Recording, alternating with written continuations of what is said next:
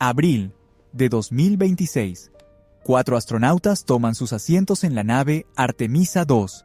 Los motores cobran vida, y una vibración de baja frecuencia recorre la enorme estructura, atraviesa el concreto de la plataforma de lanzamiento y se disipa en la Tierra.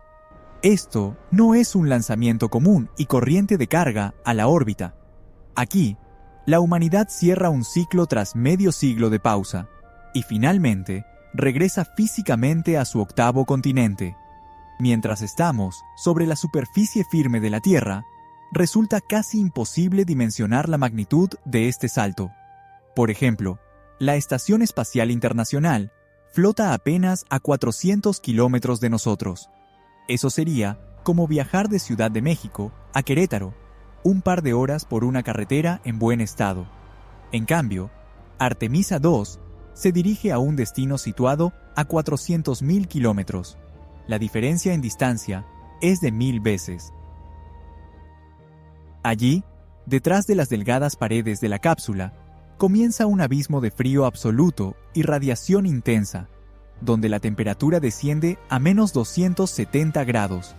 El viaje a la Luna dura apenas 3 días, pero esas 72 horas, la tripulación las pasará en una estrecha carcasa metálica, rodeada de vacío, donde cualquier error puede costar la vida. Y no van hacia una roca sin vida, flotando en la oscuridad. La Luna es, en realidad, 4 veces más pequeña que la Tierra, pero mucho más grande que Ceres, y comparable en tamaño a Mercurio. Es un mundo completo, con un relieve complejo, un pasado geológico activo y recursos ocultos. Esta enorme esfera, congelada para siempre en la gravedad de nuestro planeta, espera a quienes se atrevan a cruzar ese océano helado de vacío. Desde nuestra infancia, nuestra visión de ese mundo vecino está distorsionada. En este episodio, descubriremos por qué nuestros ojos nos engañan sin piedad cada noche, ocultando el verdadero rostro de nuestro satélite. Paso a paso, reconstruiremos la historia del primer inventario de las riquezas lunares, desde los dibujos del Renacimiento hasta las fórmulas de un soñador de Kaluga. Comprenderemos cómo las matemáticas puras tendieron por primera vez un puente sobre el vacío interplanetario. También abordaremos un enigma particular: las huellas biológicas que los humanos dejaron allí hace medio siglo. Los científicos aún luchan por una respuesta, tratando de entender hasta qué punto la vida terrestre puede sobrevivir en un ambiente completamente ajeno. La Luna es el único satélite en el sistema solar cuya superficie se puede observar con detalle a simple vista desde la Tierra. Cada noche despejada, aparece en el cielo un disco contrastante, manchas oscuras de antiguos mares junto a claros territorios montañosos surcados por cráteres. Estamos acostumbrados a verla en tonos monocromáticos, gris ceniza, como si fuera una fotografía descolorida o un trozo de concreto. Pero esto es solo una gran ilusión fisiológica, integrada en nuestra anatomía. En realidad, la Luna tiene color. Sus vastas planicies, flujos petrificados de lava antigua, que los astrónomos llamaron mares, están formadas por basalto pesado y muestran un suave tono azul. Los antiguos escudos continentales, que se elevan sobre los campos de lava, reflejan tonos amarillentos y verdosos debido a minerales como el olivino y el piroxeno.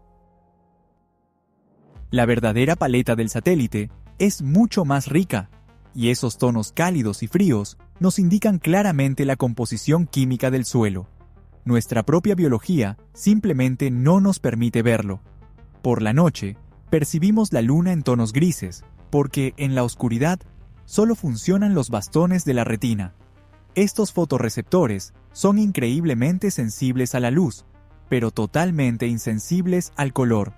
Los conos, responsables de los colores rojo, azul y verde, necesitan la luz solar intensa y se apagan al anochecer. Así que contemplamos un mundo rico en minerales a través de un filtro monocromático incorporado en nuestro cuerpo. Y el resplandor cegador del disco lunar en luna llena es otra ilusión óptica. La reflectividad de la Luna o albedo, es extremadamente baja, comparable al asfalto oscuro recién colocado. El satélite absorbe casi toda la luz solar y refleja apenas alrededor del 12%. Nos parece un foco brillante solo porque se encuentra sobre el fondo completamente negro del espacio, que no refleja ni un solo fotón. Si colocáramos esta esfera amarillo-azulada en nuestro cielo a plena luz del día, junto a las nubes blancas, se vería como una mancha oscura y sombría, incluso inquietante. Tan pronto como la humanidad comprendió que sobre ellos no flotaba un astro místico, sino un territorio físico real, los pensadores de la antigüedad comenzaron la primera evaluación remota de sus recursos en la historia. No se trataba de cartografía por mera curiosidad, sino de un verdadero inventario preliminar de ese llamado octavo continente, al que finalmente llegamos. El primero en abordar esta tarea fue Leonardo da Vinci. No solo copiaba las manchas del cielo, sino que intentaba entender la naturaleza de las sombras, cómo la luz incidía sobre las irregularidades del relieve y cómo se distribuía la masa. Sus bocetos fueron el primer intento de representar un cuerpo celeste como un objeto geológico. Un siglo después, el físico inglés William Gilbert creó un mapa mucho más preciso de la superficie, y lo hizo sin usar telescopio alguno. Confiando únicamente en su vista fenomenal y un análisis minucioso noche tras noche, él registraba cada elevación y depresión. Gilbert identificaba zonas con distintos niveles de reflectividad, en esencia, colocando los primeros hitos de navegación para futuros exploradores, cientos de años antes de que surgieran en los planos los primeros motores cohete. Y cuando el territorio está delimitado, surge inevitablemente el deseo de llegar hasta allí y descubrir qué oculta. Julio Verne propuso la opción más directa y contundente: un cañón gigante enterrado profundamente en la Tierra. La idea parecía elegante en su sencillez, pero la física le dio un veredicto implacable. El proyecto de Verne no es factible debido a las fuerzas letales de aceleración. Para que un proyectil pesado escapara del pozo gravitacional y se dirigiera hacia un satélite, la carga de pólvora debía acelerarlo hasta alcanzar la segunda velocidad cósmica, en el instante mismo del disparo. Dentro del cañón, en una fracción de segundo, se produciría una aceleración monstruosa. Esa fuerza convertiría instantáneamente a la tripulación en una masa informe, triturando huesos y órganos internos antes incluso de que la cápsula saliera del cañón. El proyectil lunar de Verne se quedó como una hermosa metáfora literaria, pero en la realidad era una trampa física. Para vencer la atracción terrestre, era necesario un mecanismo completamente distinto. Una máquina capaz de ganar velocidad de forma gradual, metro a metro, atravesando las densas capas de la atmósfera y cuidando con delicadeza la frágil vida dentro de su estructura. Y la respuesta no llegó de los principales laboratorios europeos, ni de las prestigiosas universidades estadounidenses, ni de los ingenieros de las grandes capitales. La solución al problema orbital más complejo, que desafiaba a las mentes más brillantes del planeta, nació en una modesta casa de madera en la provincia de Kaluga. Konstantin Tsiolkovsky fue el primero en demostrar matemáticamente que para salir al espacio se necesitaban cohetes multietapa, a los que llamó en sus escritos trenes cohete. La genialidad de la idea estaba en su simplicidad. Conforme la nave ganaba altura, debía ir desechando de manera sucesiva los tanques de combustible vacíos.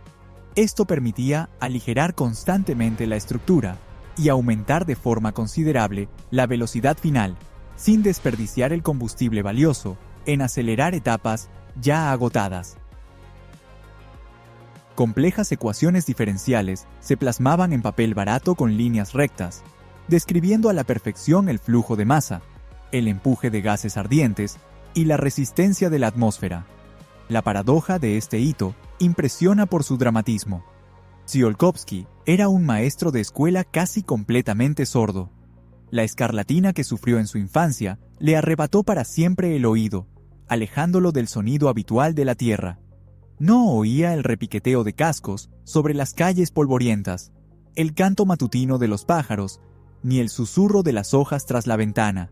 Su mundo cayó en un silencio profundo e impenetrable. Y fue precisamente en ese aislamiento, lejos del ruido constante de la vida terrenal, donde su mente pudo liberarse más allá de la estratosfera. Un hombre incapaz físicamente de escuchar el mundo a su alrededor, se convirtió en el único que realmente captó el rugido futuro de los motores orbitales. En la tranquilidad de su habitación, diseñó un sistema de transporte real para conquistar un continente que se encuentra a 400.000 kilómetros de un vacío helado. Sus fórmulas resultaron completamente correctas. La matemática pura abrió con seguridad una pesada puerta hacia el espacio, justo en las páginas de simples cuadernos escolares. Pero, ¿cómo se transformaron esos cálculos rigurosos de un maestro sordo en un metal tangible? ¿Y por qué los primeros motores del progreso fueron cohetes originalmente creados para destruir ciudades? El camino hacia las estrellas no se trazó a partir de nobles ideales científicos, sino entre las cenizas de ciudades europeas destruidas. Los primeros planos de verdaderas naves espaciales no olían a tinta de imprenta, sino a pólvora quemada, oxígeno líquido y miedo. Todas las cohetes espaciales actuales descienden de un único ancestro letal, el misil balístico alemán V-2. Al final de la Segunda Guerra Mundial, los ingenieros del Tercer Reich crearon un arma de poder destructivo sin precedentes. Un proyectil de acero de 13 toneladas se elevaba hasta 100 kilómetros de altura, cruzando la frontera del espacio, solo para caer en una trayectoria casi vertical sobre los barrios residenciales de Londres y Amberes. Caía a velocidad supersónica. Primero se producía una explosión ensordecedora que pulverizaba calles enteras, y solo después llegaba a las personas el rugido del motor en caída. Cuando la guerra terminó, los vencedores no solo se apresuraron a repartirse territorios, sino también esas mismas tecnologías de muerte. Estados Unidos y la Unión Soviética comenzaron su camino más allá de la atmósfera de manera idéntica, con pruebas y la copia directa de los cohetes alemanes capturados. El ejército estadounidense trasladaba trenes con piezas sobrevivientes y a los propios creadores del V-2 al campo de pruebas White Sands, en el desierto de Nuevo México. La arena blanca ardiente, el sol abrasador y el estruendoso ruido de motores extranjeros marcaron el inicio del programa espacial estadounidense. Al otro lado del océano, en las vastas estepas de Astracán, azotadas por vientos helados, en el polígono Kapustin Yar, los ingenieros soviéticos reconstruían minuciosamente esos mismos mecanismos, intentando poner el acero enemigo al servicio de nuevos objetivos. Al frente de este colosal proceso en la Unión Soviética estaba Sergei Korolev. Su mente se proyectaba hacia otros mundos. Imaginaba naves surcando el vacío interplanetario, pero su propio cuerpo llevaba profundas cicatrices de la crueldad terrenal. Los años que pasó en los campos estalinistas de Colima cambiaron su condición física para siempre. El escorbuto le arrebató los dientes. El trabajo extenuante en las minas de oro, bajo temperaturas inferiores a menos 40 grados, consumía su vida gota a gota. Las mandíbulas fracturadas durante los interrogatorios se soldaron de forma incorrecta. Korolev perdió la salud en un entorno donde sobrevivir parecía un milagro. Esa debilidad acumulada se convirtió en una bomba de tiempo. Las secuelas de las torturas en los campos y las enfermedades crónicas terminarían por arrebatarle la vida demasiado pronto, en una mesa de operaciones, lo que le impediría llevar a cabo la ambiciosa misión lunar soviética hasta su final. La carrera espacial comenzó en medio de una prisa total, impulsada por el miedo a una nueva guerra, ahora nuclear. La infraestructura, las fábricas y las plataformas de lanzamiento no se construían para la exploración pacífica del vacío estelar, sino para asegurar un dominio estratégico inmediato. Pronto, los misiles militares recibieron una nueva carga útil, reemplazando las ojivas por los primeros y aún rudimentarios instrumentos científicos. En enero de 1959, la nave soviética Luna 1 se lanzó hacia nuestro satélite natural para lograr algo que parecía inconcebible. El plan consistía en un impacto directo, una colisión violenta contra el suelo rocoso, para demostrar la posibilidad misma de un viaje interplanetario y la precisión de los cálculos balísticos. Pero la tecnología, desarrollada bajo una severa escasez de tiempo y constante presión política, falló. El error en el cálculo del momento para enviar la señal desde la Tierra para apagar los motores principales fue de solo fracciones de segundo. En la escala del espacio, esos instantes se convirtieron en un abismo enorme. La nave pasó de largo a 6.000 kilómetros del objetivo y se perdió para siempre en el frío vacío, entrando en una órbita heliocéntrica. Un error técnico amenazaba con convertirse en una vergüenza pública a nivel mundial. La máquina propagandística soviética actuó con rapidez y eficacia, transformando el fallo de navegación en un gran triunfo ideológico. Los periódicos de todo el mundo titularon que la URSS había creado un nuevo cuerpo celeste. Luna 1 se convirtió en el primer planeta artificial. A partir de entonces, giraría eternamente alrededor del Sol, junto a la Tierra y Marte. Y esto era una verdad física absoluta, aunque no planeada. Más aún, al pasar cerca del disco gris y muerto, el magnetómetro a bordo de Luna 1 logró recopilar datos científicos cruciales. El instrumento confirmó definitivamente que la Luna carece de un campo magnético. Este mundo vecino no tiene un núcleo interno fundido que funcione como una dinamo, por lo que su superficie está completamente expuesta a la radiación cósmica intensa y a las corrientes del viento solar. Después de varios meses, la sonda Luna 2 corrigió el error de su antecesora. Una esfera de metal impactó a gran velocidad contra una llanura polvorienta, llevando a la Luna banderines con el escudo de la URSS. El choque ocurrió en una zona que recibió el nombre de Bahía de Lunik. Al impactar, cápsulas esféricas especiales explotaron, dispersando placas de acero pentagonales sobre la superficie lunar y marcando el primer contacto físico del ser humano con ese territorio.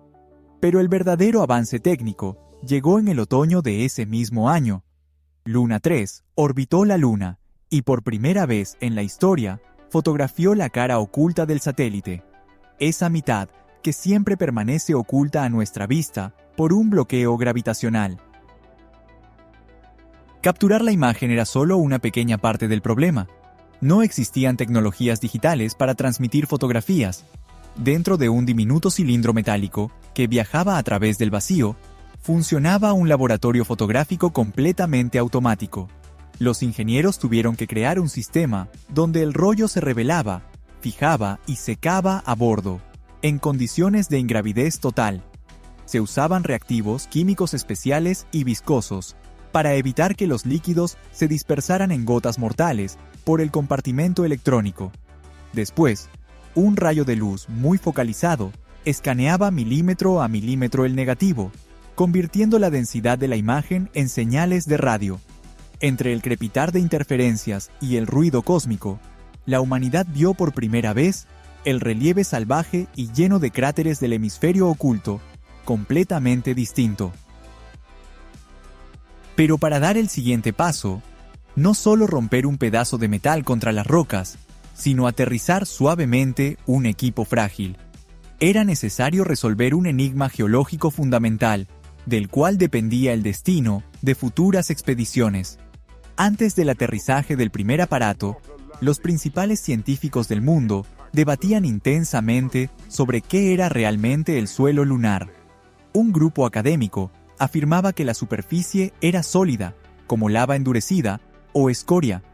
Otro sostenía que miles de millones de años de bombardeo constante por meteoritos trituraron la capa superior de roca hasta convertirla en un polvo muy fino, y que la Luna estaba cubierta por un manto de varios metros de polvo suelto.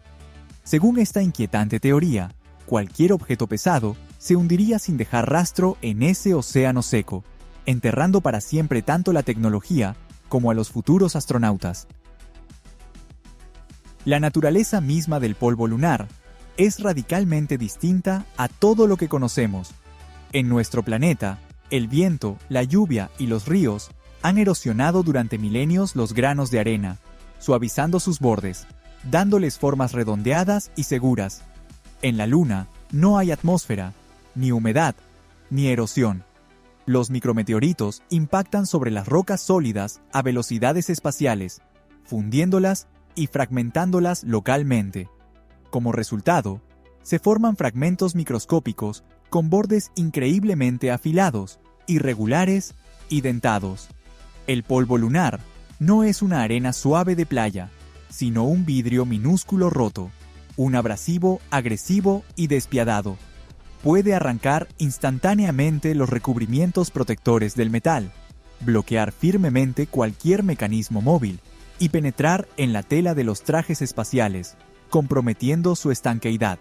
Si ese polvo llegara a las vías respiratorias, actuaría como papel de lija, desgarrando los pulmones desde adentro. Debido a la fuerte carga estática que acumula constantemente bajo los implacables impactos del viento solar, este polvo de vidrio se adhiere a cualquier superficie y resulta imposible eliminarlo con una escoba común. Colocar electrónica delicada en un terreno tan agresivo y desconocido parecía una tarea al límite de las capacidades técnicas de aquella época. El costo de obtener una respuesta precisa fue enorme. Antes del éxito de Luna 9, hubo 10 intentos fallidos, sobre los que el liderazgo soviético prefería guardar un silencio sepulcral. 10 veces, cohetes pesados explotaron justo en la plataforma de lanzamiento, incendiando el concreto con combustible ardiendo. Se desviaron de la órbita prevista, se estrellaron contra rocas o simplemente quedaron en silencio para siempre en el frío vacío, sin transmitir ni un solo byte de información útil. Cada uno de esos accidentes significó meses de trabajo extenuante, las 24 horas, para miles de personas que daban lo mejor de sí, y solo el 11º intento fue coronado por el éxito. En 1966, la sonda Luna 9 logró la primera aterrizaje suave en la historia sobre un cuerpo celeste distinto a la Tierra. Los ingenieros aplicaron un enfoque radicalmente sencillo y poco convencional. En lugar de diseñar complicados soportes mecánicos retráctiles que podían atascarse o romperse al chocar con las rocas, encerraron el módulo de aterrizaje en amortiguadores inflables resistentes. La sonda cayó como una pelota elástica, rebotando varias veces con fuerza y disipando la energía cinética. Luego, la cubierta de goma se desinfló. Las compuertas se abrieron, revelando el equipo intacto y sin daños. Los pétalos metálicos de las antenas se desplegaron, las cámaras transmitieron la primera panorámica, y quedó claro que el suelo era firme y el polvo no había dañado el metal. Este elegante método de descenso, basado en una burbuja inflable, resultó tan confiable y efectivo que décadas después sería utilizado en misiones futuras al satélite de Júpiter cubierto por una gruesa capa de hielo, Europa. Mientras los exploradores automáticos examinaban este entorno hostil, las personas se preparaban para una visita directa. Las apuestas políticas se dispararon, exigiendo a los ingenieros en ambos lados del océano compromisos casi imposibles entre la seguridad de las tripulaciones y la rapidez en la preparación de las misiones. Para enviar a un ser humano al espacio, se necesitaba un cohete de potencia jamás vista y una nave capaz de mantener la frágil vida humana en condiciones de vacío absoluto y cambios bruscos de temperatura. En esta carrera, cada gramo extra en la masa de la nave representaba la necesidad de consumir combustible precioso, lo que hacía más pesada toda la estructura del lanzador. Siguiendo esta implacable aritmética del peso, los ingenieros estadounidenses tomaron una decisión fatal. Abandonaron por completo el pesado y voluminoso sistema de soporte vital de 2 gases, con nitrógeno y oxígeno, similar al aire que respiramos. En cambio, dentro de la estrecha cabina, optaron por utilizar una atmósfera de oxígeno puro a baja presión. La delgada estructura metálica podía soportar esa baja presión interna, lo que ahorraba cientos de kilogramos de peso crítico. Pero la física de la combustión no perdona los intentos de evadir las leyes naturales en busca de victorias políticas. En un ambiente de oxígeno puro, los materiales cambian sus propiedades químicas hasta volverse irreconocibles. Lo que en una atmósfera normal apenas chispea o no sostiene la combustión, allí prende fuego como pólvora. Velcro común de tela, interruptores de plástico, aislamiento de kilómetros de cables, papel de los diarios de a bordo, todo se convierte en el combustible perfecto, en una bomba lista para estallar. En enero de 1967, la tripulación del Apolo 1 realizaba pruebas terrestres rutinarias que parecían totalmente seguras, dentro de una cápsula herméticamente cerrada, situada en la cima de un enorme cohete sobre la plataforma de lanzamiento. En el interior de la cabina había oxígeno puro a una presión ligeramente superior a la atmosférica, como parte de la prueba para verificar la hermeticidad de las escotillas. Una chispa accidental de un cable pelado, cerca del asiento del comandante, desató una reacción en cadena que fue imposible detener. En el oxígeno puro, las llamas no solo arden, se propagan a la velocidad de una onda explosiva, consumiendo todo a su paso en un instante. En fracciones de segundo, el fuego voraz envolvió los trajes espaciales de los astronautas, derritió los paneles plásticos de los instrumentos y llenó el reducido espacio de la cápsula con un denso humo tóxico. La temperatura dentro subió instantáneamente a 1000 grados. La presión de los gases incandescentes aumentó bruscamente y bloqueó de forma irreversible la escotilla interior, que por diseño se abría hacia el interior de la cabina. Los astronautas no pudieron romperla físicamente. La tripulación del Apolo 1 murió quemada viva durante las pruebas en tierra, sin siquiera despegar. El afán por ahorrar peso, simplificar los sistemas y superar a los rivales geopolíticos convirtió a esta nave espacial de alta tecnología en un crematorio hermético. Este camino no solo estuvo pavimentado con cálculos matemáticos precisos y audaces destellos de ingenio, sino también con metal retorcido, esperanzas quebradas y vidas humanas truncadas. Cada línea en las modernas instrucciones de seguridad está escrita con la sangre de los probadores y el sudor corrosivo de especialistas que trabajaron al límite de sus capacidades físicas y psicológicas.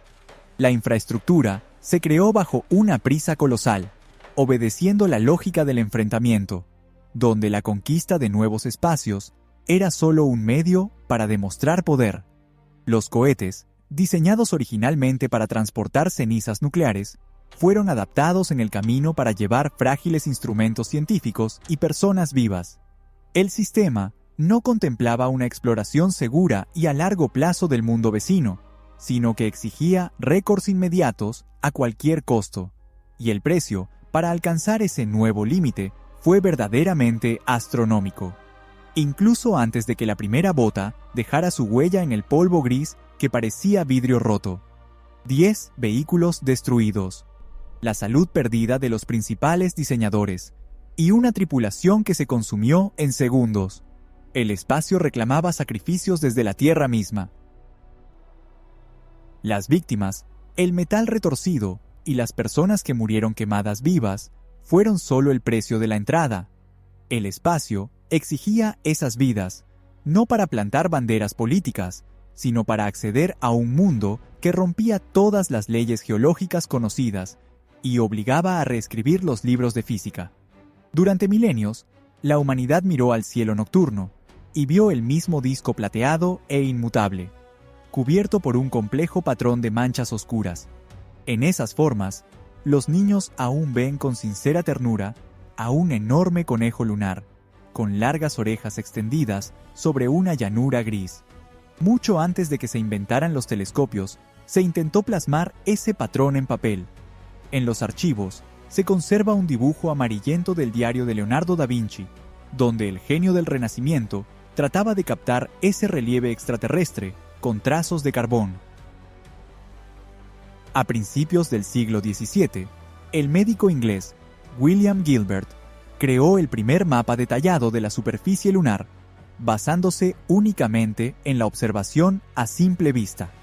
Los astrónomos modernos sienten una genuina admiración profesional por la extraordinaria agudeza visual de Gilbert. Si tomamos una fotografía digital de alta precisión de la Luna y la desenfocamos deliberadamente hasta el límite máximo de la visión humana promedio, obtendremos exactamente el mismo mapa que Gilbert dibujó con pluma sobre pergamino. Él registró de forma impecable los contornos de las áreas oscuras que los primeros exploradores llamaron poéticamente mares. No se encontró agua en esos mares lunares.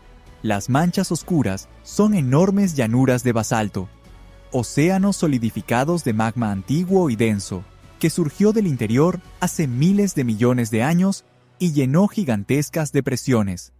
Durante siglos, la ciencia pensó que la Luna estaba cubierta uniformemente por estos mares basálticos en todas sus partes.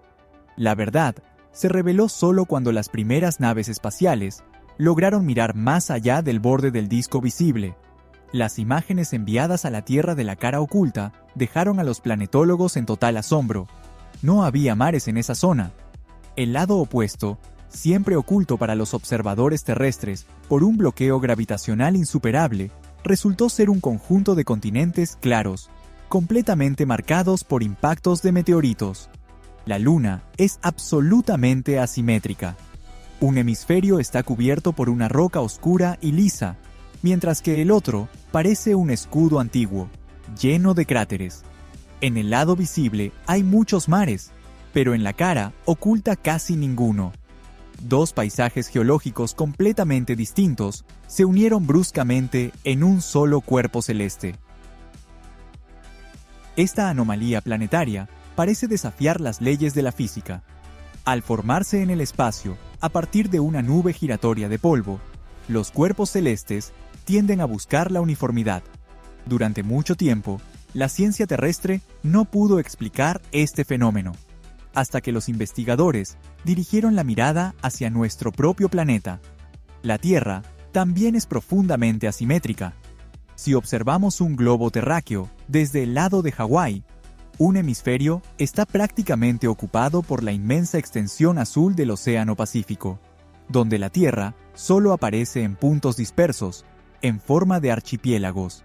Si giramos el globo, el otro hemisferio está densamente cubierto por las vastas placas continentales de Eurasia, África y ambas Américas. Los planetas rara vez se moldean en esferas perfectas. En el caso de la Luna, la corteza en la cara oculta es mucho más gruesa. El magma fundido y pesado simplemente no pudo perforar ese grueso caparazón de roca, mientras que en el lado visible se abrió paso con facilidad a través de la corteza delgada, emergió a la superficie y llenó los enormes cráteres de impacto con basalto negro. Las fotografías tomadas desde la órbita solo marcaron la magnitud de esta anomalía geológica. Comprender la historia de formación del cuerpo celeste no era posible solo observando su superficie a través de las cámaras. La clave para descifrar esta asimetría fundamental requería un nivel de contacto completamente distinto. Era necesaria la presencia física en esas polvorientas llanuras. Los científicos debían perforar la roca, extraer muestras del subsuelo y analizar la composición química de las capas ocultas bajo la corteza quemada por la radiación. Dado que enviar humanos a ese ambiente hostil en ese momento representaba un riesgo extremo, la ciencia soviética optó por crear avatares mecánicos. Si la carne humana era demasiado frágil para el vacío, debía ser reemplazada por titanio, aluminio y señales de radio. Así nació el concepto de los Lunokhod. Hoy en día, estas máquinas se consideran robots clásicos controlados a distancia, pero su diseño inicial respondía a objetivos completamente diferentes. El primer Lunokhod soviético fue concebido originalmente como un transporte abierto para un cosmonauta.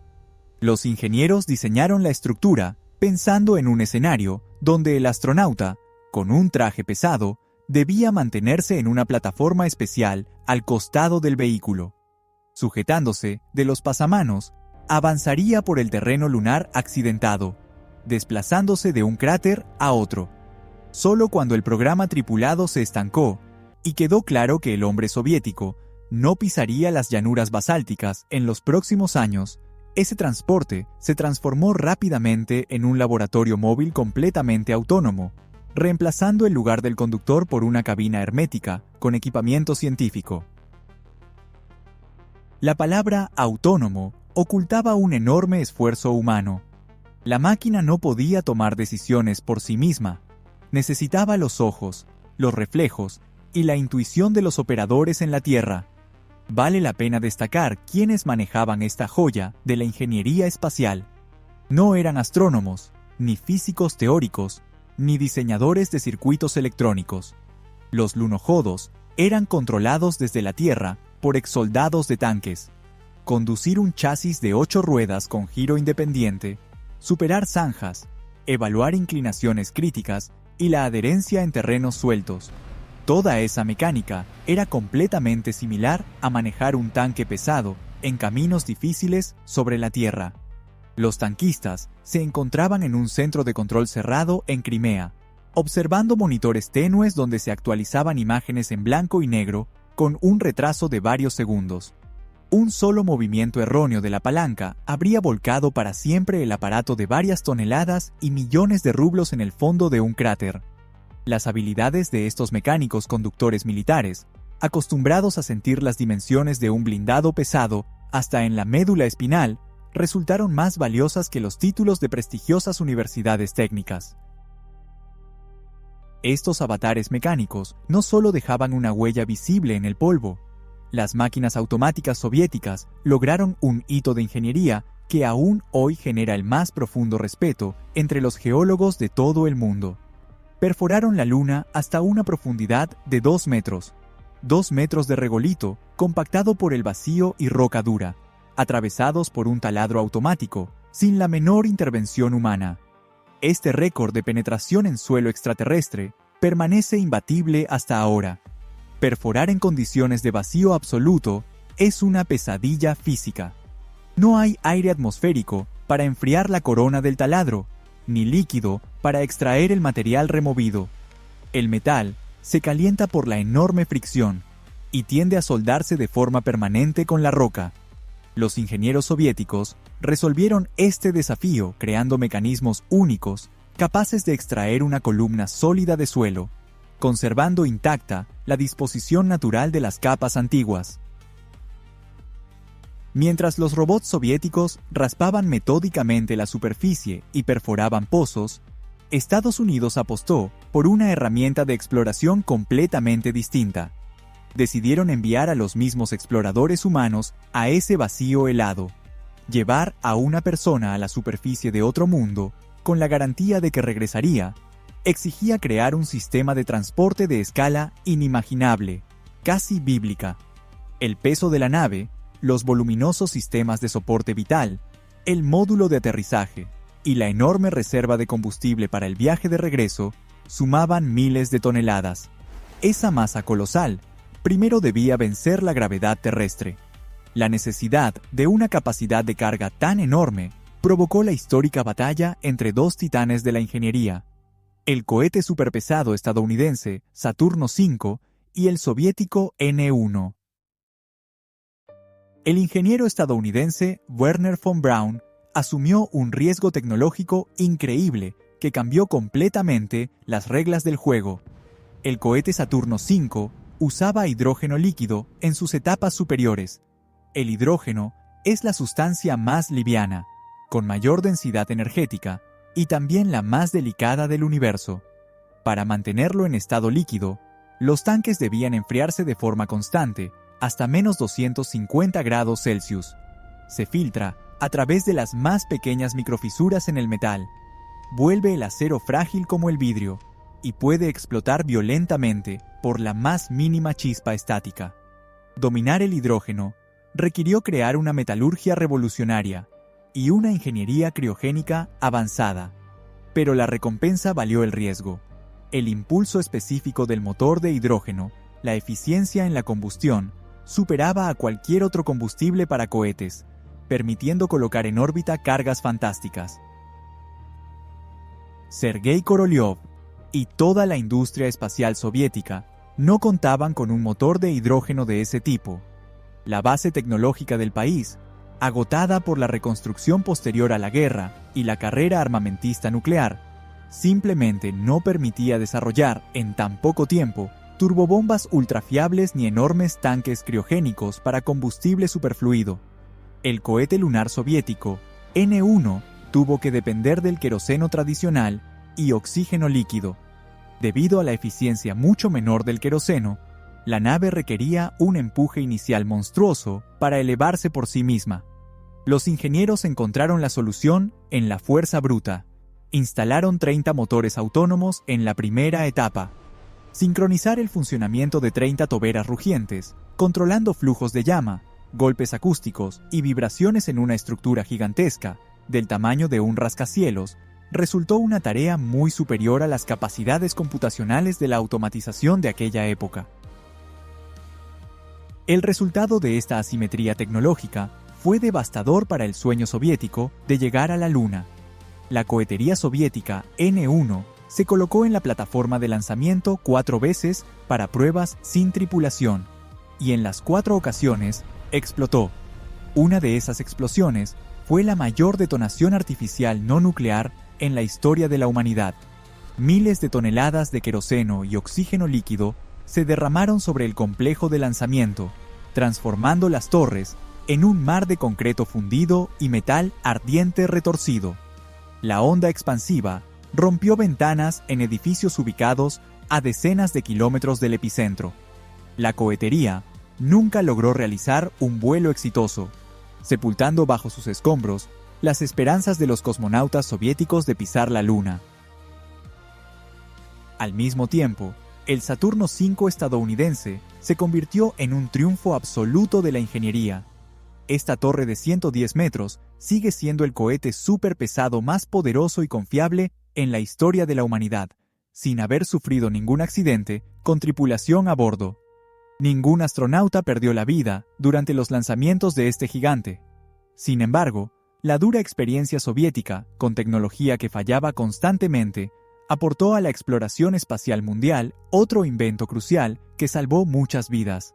En la cima de las naves tripuladas soviéticas se instalaba un sistema de escape de emergencia, un pequeño, pero increíblemente potente cohete de combustible sólido. En caso de desastre del vehículo principal, en la plataforma de lanzamiento o en las densas capas de la atmósfera, este cohete pequeño separaba la cápsula con las personas en fracciones de segundo, alejándola del tanque en explosión para un aterrizaje seguro con paracaídas. Este sistema salvó la vida de cosmonautas soviéticos en 2 accidentes reales y dramáticos, demostrando que en la industria espacial, la paranoia siempre vale la pena. La absoluta confianza en la fiabilidad del Saturno V permitió a las autoridades estadounidenses tomar una decisión sin precedentes.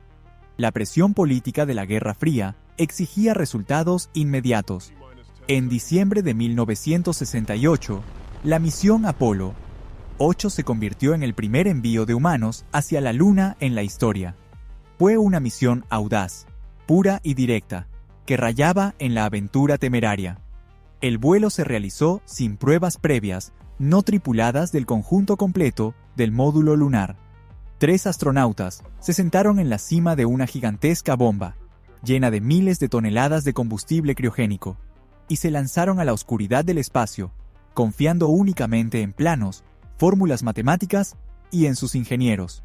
Ellos fueron los primeros en contemplar con sus propios ojos el lado oculto de la Luna, lleno de cráteres, mientras volaban a apenas 100 kilómetros sobre sus montañas desoladas, completamente aislados de la comunicación por radio con la Tierra debido al enorme manto de roca lunar. Pero el verdadero impacto físico esperaba a quienes debían descender a la superficie lunar. La lógica ingenieril de economizar cada gramo de peso convirtió al módulo lunar, un aparato diseñado para un aterrizaje suave, en una austera cápsula de supervivencia.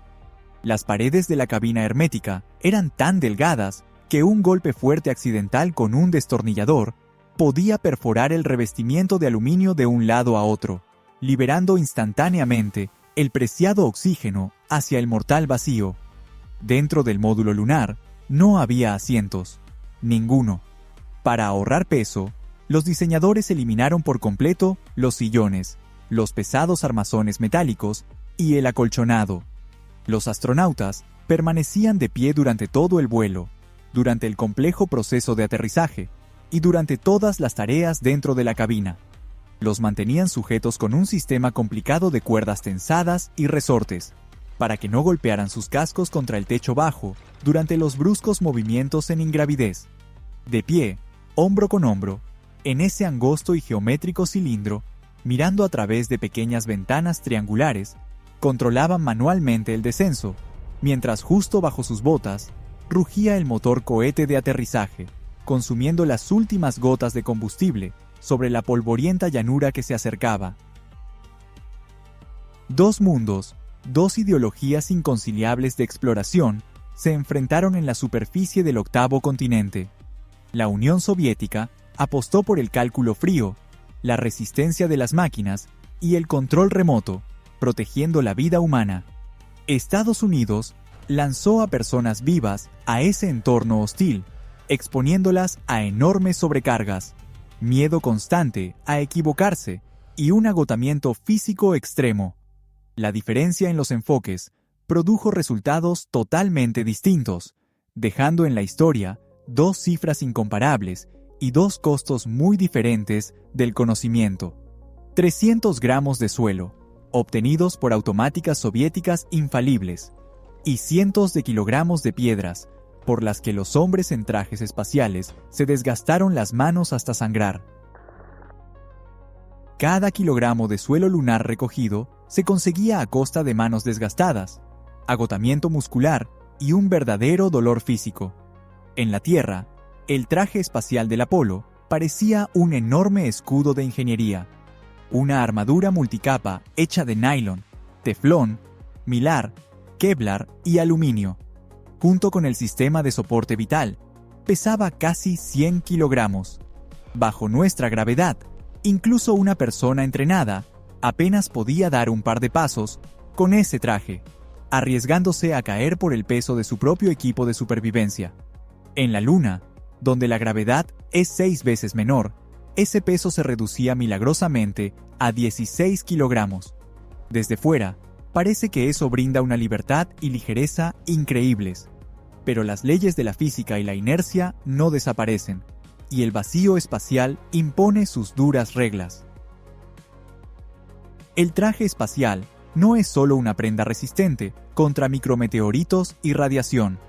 En realidad, es una pequeña nave hermética inflada con oxígeno puro, para evitar que la sangre hierva en el vacío. Debido a la presión interna, el tejido flexible se convierte en una estructura rígida, con una elasticidad similar a la de una llanta de camión sobreinflada. Para doblar el brazo, girarse o arrodillarse, había que superar constantemente la fuerte resistencia del material hinchado. La parte más vulnerable de este sistema eran las manos. Los guantes, sometidos a presión, se endurecían, transformándose en bloqueos que no se doblaban. Los astronautas debían apretar los dedos con un gran esfuerzo, luchando contra el nylon reforzado para cada movimiento. La fricción constante, el sudor y la presión provocaban consecuencias terribles. Las uñas se desprendían y debajo aparecían moretones profundos llenos de sangre. Recoger piedras se convertía en una tortura que duraba horas. Cualquier piedra levantada, presionar el botón rígido de una cámara o girar una herramienta pesada causaba un dolor agudo en las puntas desgastadas de los dedos.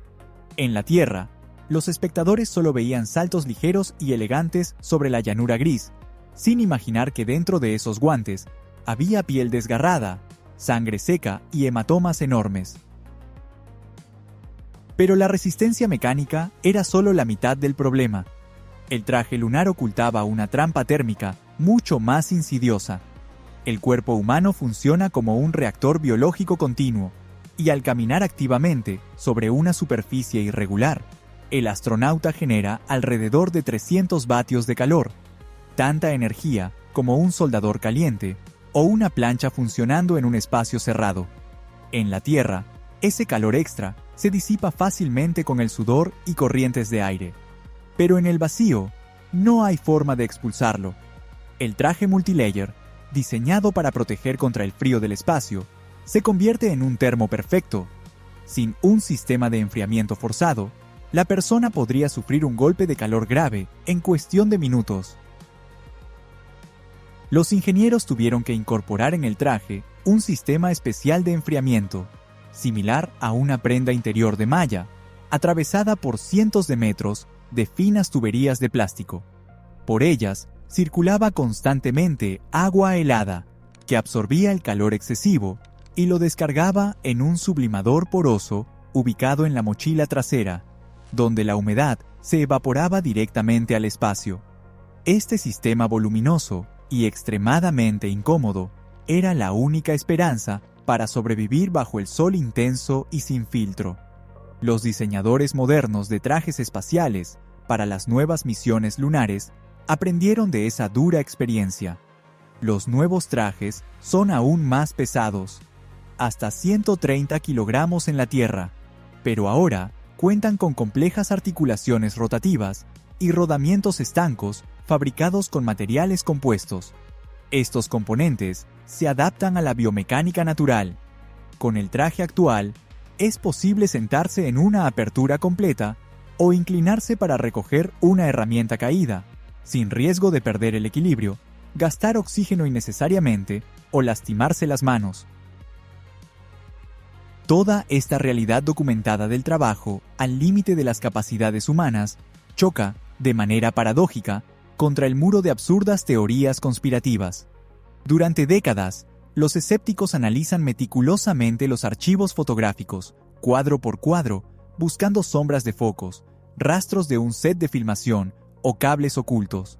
Sus argumentos suenan convincentes y acumulan millones de vistas. Pero la física, implacable, desmiente estos mitos en cuestión de segundos. El primero y más popular es el cielo completamente negro, sin ninguna estrella en todas las imágenes. Esto se debe a la óptica básica y a las características de la película fotográfica. La superficie lunar está bañada por una luz solar intensa y directa, sin dispersión, que se refleja deslumbrante en el regolito claro. Para capturar al astronauta con su traje blanco, sin que la imagen se vuelva un punto completamente blanco, las cámaras se ajustaban con tiempos de exposición muy cortos.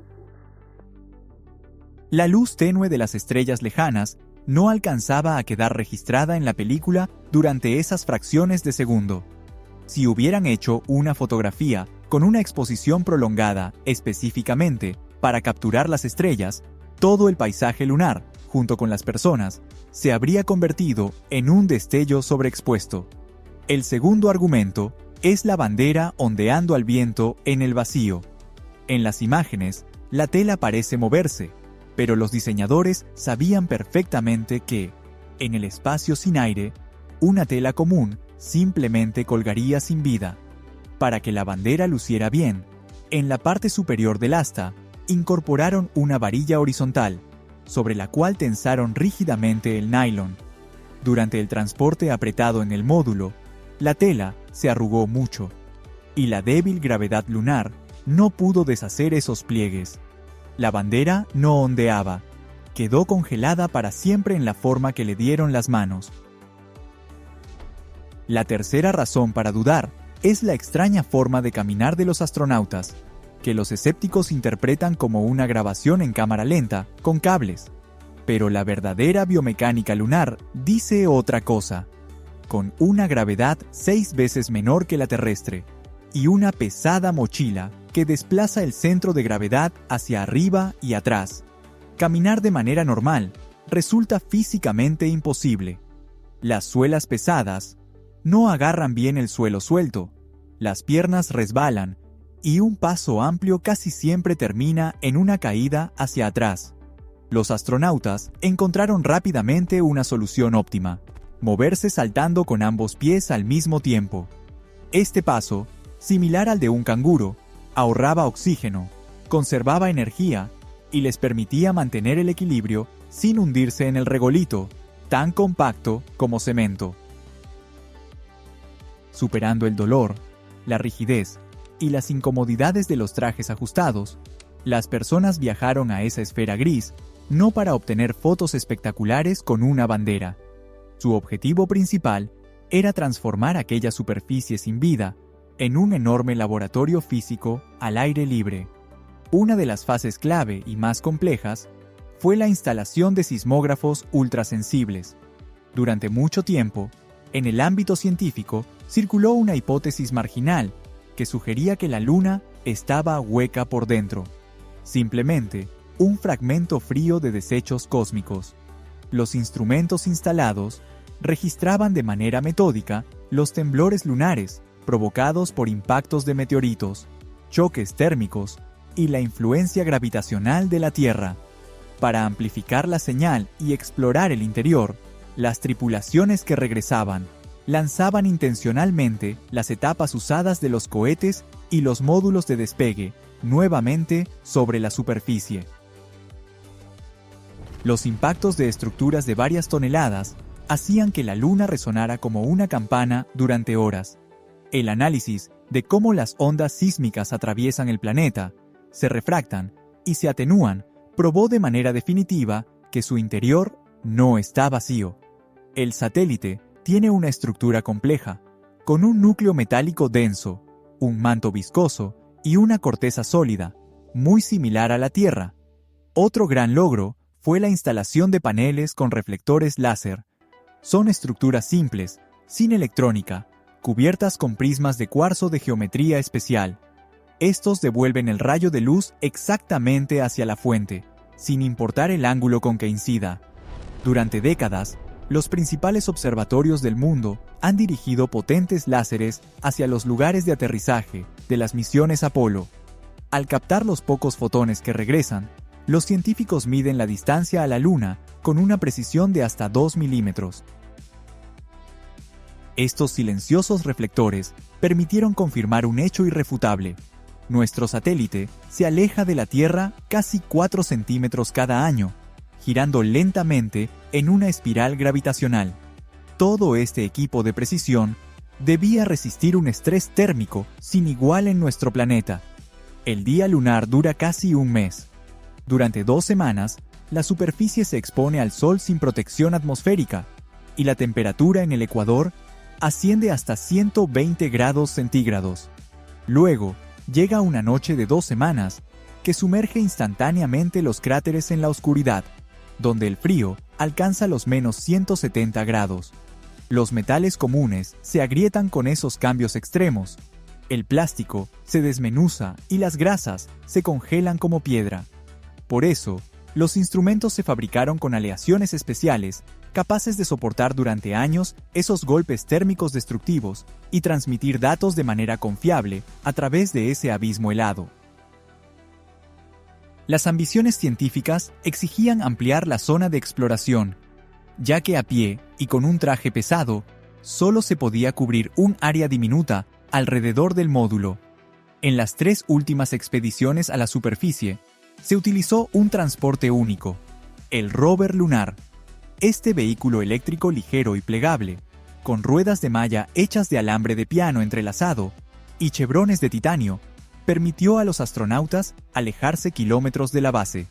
Pero conducir en la Luna implicaba un peligro mortal, ligado a la geometría misma del cuerpo celeste.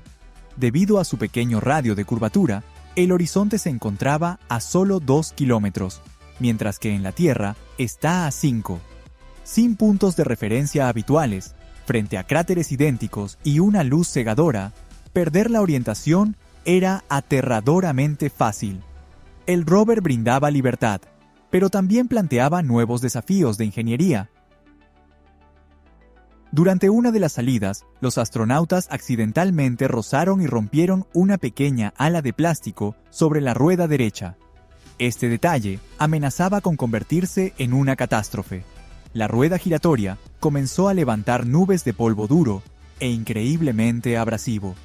El regolito cargado eléctricamente se depositaba instantáneamente sobre los trajes espaciales, obstruía las articulaciones, cubría los radiadores con una capa aislante y ponía en riesgo el sobrecalentamiento de los sistemas críticos del vehículo eléctrico. La solución llegó gracias a la ingeniosidad humana, imposible de replicar por máquinas. Los astronautas repararon el ala usando la cubierta brillante de una revista de vuelo y un rollo de cinta adhesiva gris. El parche rústico resistió las vibraciones y salvó la misión. Fue precisamente la mayor movilidad del rover lo que llevó a uno de los descubrimientos más importantes del programa. Harrison Schmitt, miembro de la tripulación del Apolo 17, fue el único geólogo profesional que pisó la Luna.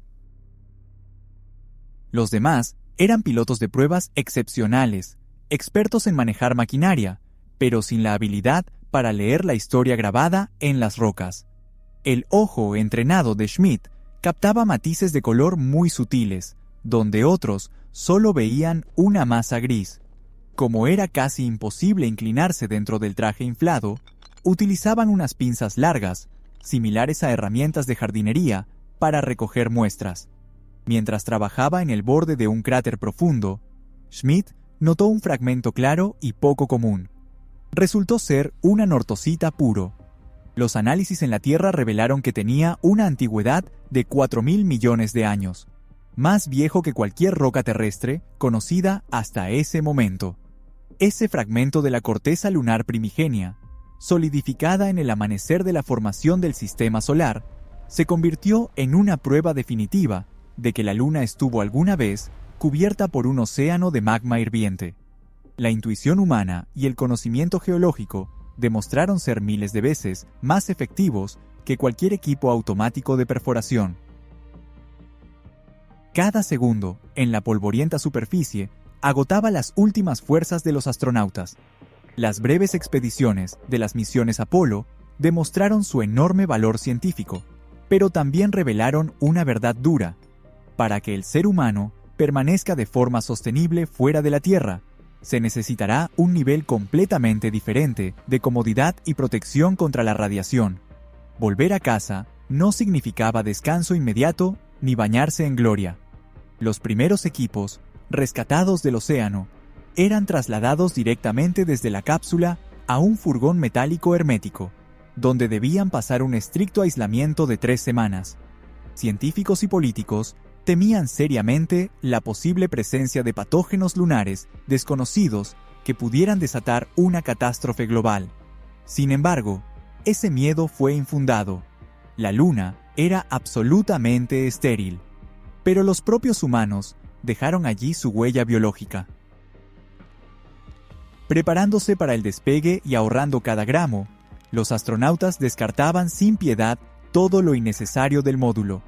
Junto con equipos costosos, botas y cámaras, quedaron en el polvo gris 96 bolsas con desechos humanos, basura común, excrementos y vómito, todos bien embalados en plástico. Medio siglo después, esta austeridad forzada se convirtió en el experimento biológico más inesperado en la historia de la exploración espacial. Los científicos aún se preguntan si las bacterias terrestres lograron sobrevivir décadas de radiación cósmica y cambios extremos de temperatura. Ya existe un caso de supervivencia extraordinaria. La tripulación del Apolo 12 aterrizó cerca de la sonda automática Surveyor 3, que había permanecido en la Luna durante varios años. Los astronautas desmontaron algunas piezas, incluida la cámara de televisión, y las trajeron de regreso. Dentro de la cámara, para sorpresa de los biólogos, los investigadores encontraron estafilococos terrestres vivos.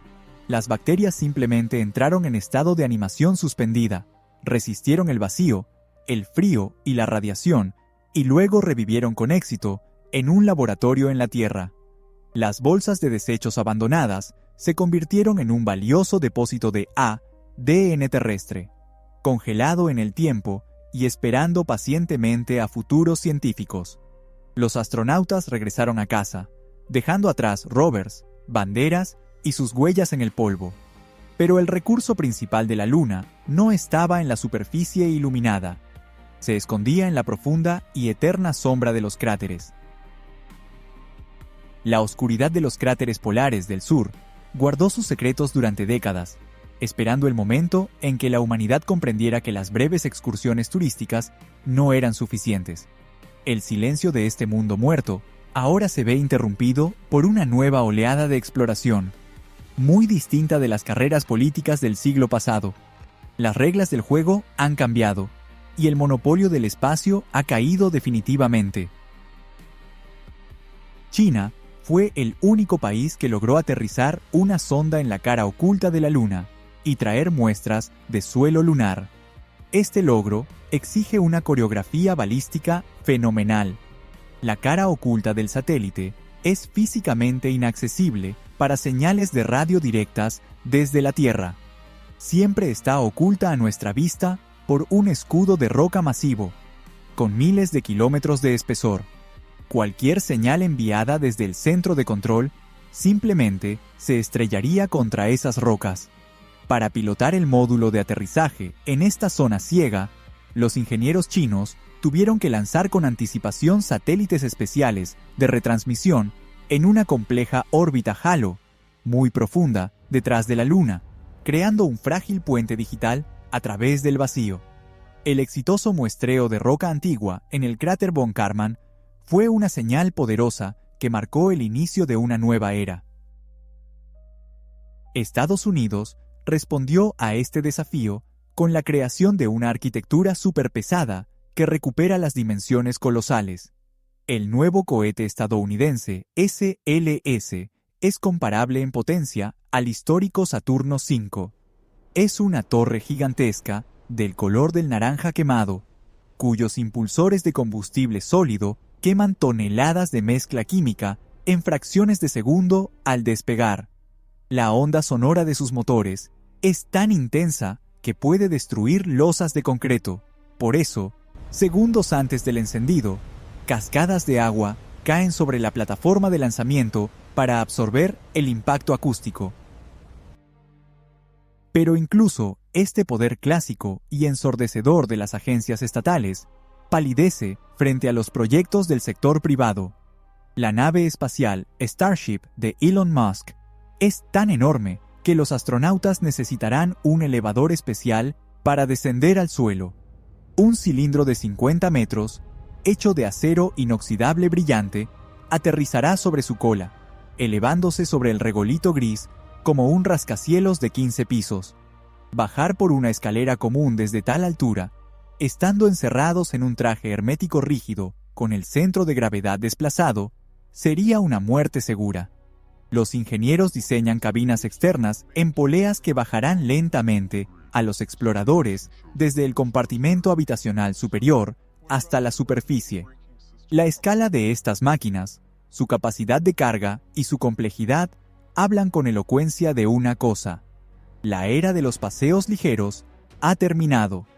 La humanidad viaja ahora con maquinaria pesada, enormes reservas de provisiones y la firme intención de quedarse. Permanecer en este pequeño mundo gris significa desafiar a un entorno que destruye metódicamente toda forma de vida biológica. La radiación atraviesa las células. Los micrometeoritos golpean el revestimiento en una lluvia invisible, viajando a velocidades de decenas de miles de kilómetros por hora, y las variaciones extremas de temperatura hacen que el metal crujan de tensión. Sobrevivir en la superficie exige un gasto energético enorme para proteger las bases, pero aquí, el satélite ofrece una inesperada salvación, oculta bajo una capa de polvo letal. En las cavernas lunares, la temperatura estimada se mantiene alrededor de los 17 grados positivos todo el día, todos los días. Este hallazgo cambia por completo la idea común de la Luna como un infierno helado o abrasador. Hace miles de millones de años, cuando el interior del satélite aún estaba en actividad, ríos de magma líquido abrían caminos bajo la corteza que se solidificaba. Al cesar las erupciones, la lava se retiró hacia las profundidades, dejando tras de sí enormes tubos vacíos, colosales túneles subterráneos con bóvedas que alcanzan cientos de metros de ancho. Una gruesa capa de basalto antiguo, sobre ellos, funciona como un escudo natural perfecto. Bloquea por completo la radiación cósmica intensa, amortigua la energía cinética de cualquier meteorito y actúa como un termostato geológico impecable. En el interior de estos vastos salones, reina una primavera eterna y confortable. Los futuros colonos no tendrán que construir pesados domos blindados de varios metros en la superficie. Basta con bajar módulos habitables inflables y livianos a estas antiguas tuberías de lava, activar los sistemas de soporte vital, y así la naturaleza misma resolverá el principal desafío de protección. Muy cerca de estos posibles refugios, en el polo sur lunar, se han encontrado enormes reservas de hielo de agua. Esta agua congelada, mezclada con tierra y rocas antiguas, en el fondo de cráteres eternamente oscuros, donde el sol jamás llega, está transformando toda la economía del espacio profundo. El agua es oxígeno para la respiración de las tripulaciones e hidrógeno para el combustible de los motores de cohetes. Ya no es necesario transportar estos recursos desde el fondo del pozo gravitacional terrestre, gastando millones de dólares por cada kilogramo. La combinación de refugios subterráneos y recursos accesibles convierte a este satélite en algo más que una base de paso. Es una bóveda perfecta para toda nuestra civilización. La Luna es el lugar ideal para conservar el genoma terrestre y los archivos del conocimiento, ante la posibilidad de una catástrofe global. Nuestro planeta natal es demasiado inestable y vulnerable. La tectónica de placas mueve constantemente los continentes. Los supervolcanes amenazan con inviernos de ceniza. Los huracanes arrasan ciudades costeras. Y las amenazas biológicas pueden devastar la biosfera en cuestión de meses. Los bancos de semillas en la Tierra, como el famoso depósito en Svalbard, dependen del permafrost, que ya está comenzando a derretirse debido al cambio climático. La Luna está geológicamente muerta, completamente estéril y sumergida en el vacío, en profundas cavernas, donde no hay terremotos, ni oxígeno que cause oxidación, ni aguas subterráneas, cápsulas con semillas de plantas, muestras de ADN de animales y archivos digitalizados de la cultura humana pueden conservarse intactas por millones de años. Es el disco duro de respaldo de la humanidad, oculto en una órbita estable, inalcanzable para cualquier catástrofe terrestre. Bases a gran escala, instalaciones industriales para extraer hielo y sistemas para sostener el arca lunar requerirán una cantidad colosal de energía. Los paneles solares tradicionales no podrán garantizar el funcionamiento continuo de la maquinaria pesada durante la rigurosa noche lunar de 2 semanas, cuando la temperatura en la superficie desciende a valores extremadamente bajos bajo cero. La solución a este problema fundamental se encuentra literalmente bajo los pies de los astronautas, incrustada en las suelas de sus botas. Se trata de un isótopo extremadamente raro, que en la Tierra tiene un valor enorme y se extrae en laboratorios, en cantidades casi insignificantes. El helio 3 se acumula en la capa superior del suelo lunar, gracias a la acción del viento solar. Nuestro planeta está protegido por una atmósfera densa y un campo magnético poderoso que desvían las corrientes de partículas cargadas del Sol, impidiendo que lleguen a la superficie. La Luna carece de ese escudo. Durante más de 4.500 millones de años, ha recibido los impactos directos del viento solar, absorbiendo sus elementos como una enorme esponja. Millones de toneladas de este valioso isótopo están disueltas en los metros superiores del regolito, esperando su momento. El valor de este recurso es incalculable. El helio 3 es el combustible ideal para la fusión nuclear sin la peligrosa radiación de neutrones. Los reactores nucleares terrestres modernos funcionan mediante la fisión de elementos pesados, dejando tras de sí montañas de desechos radiactivos altamente tóxicos, que requieren un almacenamiento complejo en contenedores de plomo de paredes gruesas, enterrados profundamente bajo tierra. Incluso los reactores de fusión experimentales de la generación actual, que usan una mezcla de deuterio y tritio, se van desgastando con el tiempo. Emiten flujos de neutrones rápidos que bombardean las paredes del reactor, volviendo el metal frágil y radiactivo. La reacción que involucra un isótopo lunar se desarrolla de una manera completamente diferente. Es un proceso absolutamente limpio. No genera un fondo radiactivo dañino, y toda la enorme energía liberada se puede convertir directamente en electricidad, sin necesidad de grandes y vulnerables turbinas de vapor. Con solo unos cuantos naves de transporte cargadas con este combustible, sería posible suministrar energía continua a continentes enteros durante un año. El único obstáculo para alcanzar esta abundancia energética reside en las estrictas leyes de la física. Para iniciar una reacción con helio 3, se requieren temperaturas de cientos de millones de grados, algo que todavía está fuera del alcance de las tecnologías actuales de confinamiento magnético de plasma. La humanidad aún no ha aprendido a comprimir esta materia estelar artificial sin que atraviese las paredes de las trampas magnéticas. Pero los ingenieros piensan a décadas vista. Mientras los físicos en laboratorios terrestres construyen tokamaks cada vez más potentes y perfeccionan los sistemas láser, las corporaciones espaciales ya diseñan enormes excavadoras autónomas. Estas máquinas avanzarán lentamente por llanuras grises, calentarán la capa superficial de polvo, recolectarán el gas valioso que se libera y lo licuarán. Prepararán vastas reservas de combustible para el momento en que el primer reactor termonuclear comercial finalmente produzca un flujo eléctrico estable, cerrando para siempre la necesidad de la civilización de depender de combustibles fósiles. El camino hacia este futuro de alta tecnología pasa inevitablemente por lecciones duras, la pérdida de equipos costosos y un choque severo con la realidad. El espacio no perdona la más mínima arrogancia, y las leyes de la mecánica orbital exigen una ejecución matemática impecable en cada orden. La reciente sonda automática, Luna 25, se estrelló debido a un error en el software, pero esta experiencia es necesaria para ingenieros jóvenes.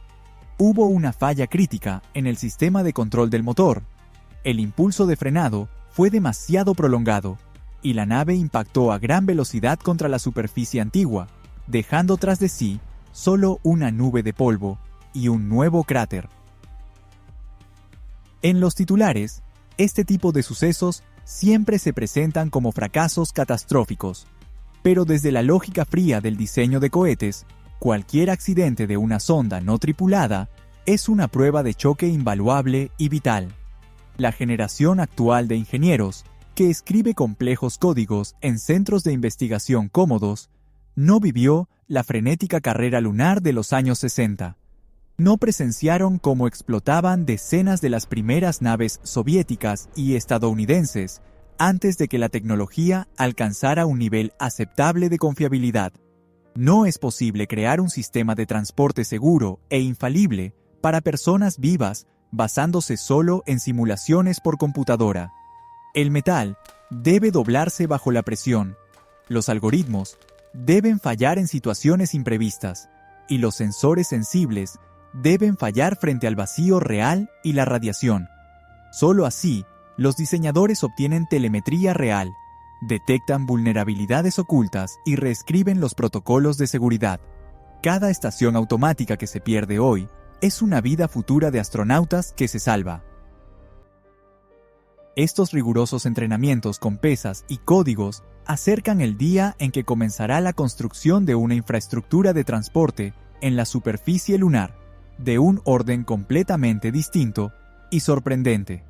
El objetivo principal de los ingenieros en esta fase es eliminar para siempre la necesidad de quemar miles de toneladas de combustible químico pesado en cada lanzamiento desde la superficie. La ausencia de atmósfera en la Luna permite acelerar los cohetes con motores eléctricos a lo largo de una rampa hasta alcanzar velocidades espaciales. Los ingenieros llaman a este concepto catapulta electromagnética. Imagina una vía de rieles de varios kilómetros, trazada sobre una superficie perfectamente plana o extendida a lo largo de la suave pendiente de un gran cráter. El sistema utiliza imanes superconductores para levitar y acelerar una nave de transporte. La cápsula se desliza silenciosa en un vacío absoluto, sin encontrar ninguna resistencia aerodinámica, aumentando su velocidad de forma suave e implacable hasta alcanzar varios kilómetros por segundo. Al final del recorrido, simplemente se separa de los rieles y se adentra en el espacio abierto, sin gastar una sola gota de combustible químico en ese impulso gigantesco. Un despegue horizontal en la Tierra es imposible. El cohete se quemaría en las densas capas de la atmósfera. Si intentamos acelerar cualquier objeto a velocidades tan extremas cerca de la superficie de nuestro planeta, la fricción con el aire lo convertiría instantáneamente en una brillante bola de plasma, como un meteorito. La barrera térmica fundiría en segundos el titanio más resistente y los compuestos de carbono, destrozando la estructura en pedazos. El vacío lunar elimina con elegancia esta limitación fundamental, convirtiendo la brutal ausencia de aire de una amenaza mortal en una gran ventaja tecnológica. Las naves de carga podrán despegar desde la superficie de forma continua, una tras otra, transportando recursos acumulados y componentes para estaciones interplanetarias a la órbita con un costo económico mínimo. La combinación de todos estos factores únicos revela el verdadero y profundo sentido del regreso de la humanidad a estas silenciosas y grises llanuras. Las cuevas de basalto ofrecen un refugio seguro y confiable contra las inclemencias espaciales. El antiguo hielo polar proporciona a la expedición agua vital y componentes para el combustible. Los depósitos de helio 3 prometen una abundancia energética increíble para las futuras generaciones, y el vacío absoluto brinda condiciones físicas perfectas para lanzar naves pesadas sin la resistencia ígnea de la atmósfera. La Luna se convertirá en el cosmódromo más económico y confiable para los viajes hacia Marte y más allá. La gravedad de nuestro satélite es 6 veces menor que la terrestre, lo que cambia radicalmente las reglas del diseño. Enormes y pesados cruceros interplanetarios, que en la Tierra se desplomarían bajo su propio peso, pueden ensamblarse sin problema en la órbita lunar. Allí, las piezas masivas se elevan desde la superficie mediante catapultas electromagnéticas. Partir hacia el planeta rojo desde un astillero orbital lunar es como descender fácilmente en bote por la corriente tranquila de un río. En cambio, cada lanzamiento desde la Tierra es como un intento desesperado por escapar de un profundo y absorbente remolino gravitacional, quemando miles de toneladas de combustible solo para superar los primeros 100 kilómetros. Toda la compleja y dramática historia de la exploración espacial condujo a este momento. Desde los primeros bocetos toscos, impregnados del olor a pólvora quemada y guerra, hasta los pasos extenuantes que desgastaban las manos y se daban en los rígidos trajes espaciales del programa Apolo, todo fue solo una preparación necesaria. El octavo continente deja de ser un misterio lejano y romántico de los libros infantiles, o simplemente un campo de pruebas para exhibir las ambiciones políticas de las superpotencias. Se transforma en un gigantesco astillero, en un amplio vestíbulo ante el verdadero e infinito hogar del universo. Las personas regresan allí, no para obtener nuevas fotografías impactantes con una bandera inmóvil contra el cielo negro. La humanidad se establece en estas áridas piedras para construir un trampolín seguro, desde el cual nuestra civilización se impulsará para dejar atrás su cuna estrecha y dar un paso firme hacia el vasto vacío estelar.